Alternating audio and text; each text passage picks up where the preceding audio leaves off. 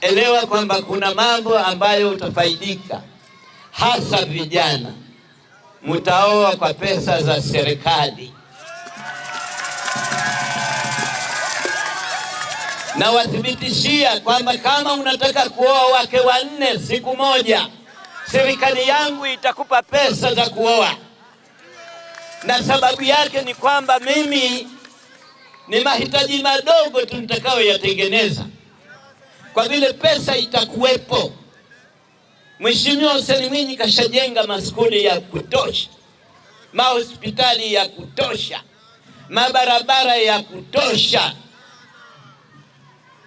Sasa hivi nikuulizeni tena, kuna sababu gani mimi pesa nisiwape vijana wakaoa? Mimi nawaambia kwamba ikiwa unataka kuoa wake 4 kama sheria inapotupa, siku moja utaoa 4.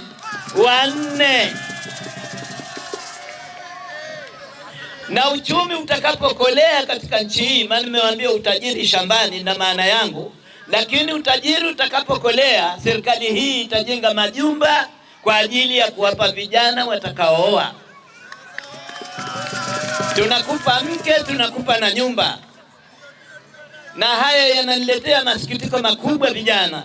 Mimi nimeyashuhudia mapinduzi ya mwaka 64, na mpaka hii leo vijana, wazee, watu wazima tumeshindwa kuwa 1 milioni wapiga kura wa nchi hii. Hatujafika hata 700,000. 64 tumepata serikali yetu, mpaka leo hii tumekuwa haba kupita kiasi. Tunatafuta sababu nini? 6 kwa 6.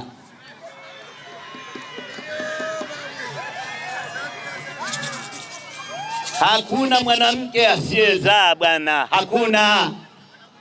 Na hakuna mwanamume asiyezaa, ila sisi wenyewe tumejitakia wenyewe mila na desturi mbovu.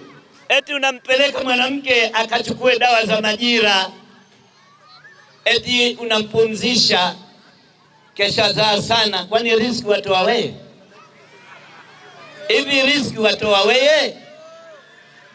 Unamsaidia Mungu kazi wewe, unamsaidia Mungu kazi.